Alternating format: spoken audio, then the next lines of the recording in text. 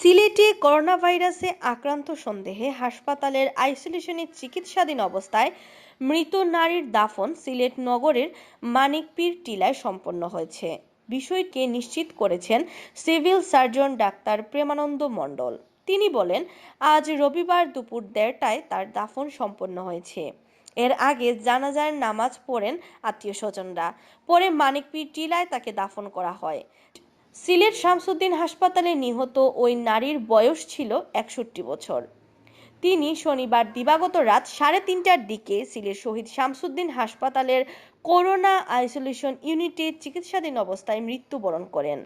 এর আগে গত শুক্রবার 20 মার্চ জ্বর, সর্দি, কাশি ও শ্বাসকষ্ট নিয়ে ওই নারী শহীদ শামসুদ্দিন হাসপাতালের আইসোলেশনে ভর্তি হন। গত 4 মার্চ তিনি যুক্তরাজ্য থেকে দেশে ফিরেছিলেন। আজ রবিবার আইইডিসিআর থেকে লোকজন এসে তার রক্ত পরীক্ষার নমুনা সংগ্রহের কথা ছিল।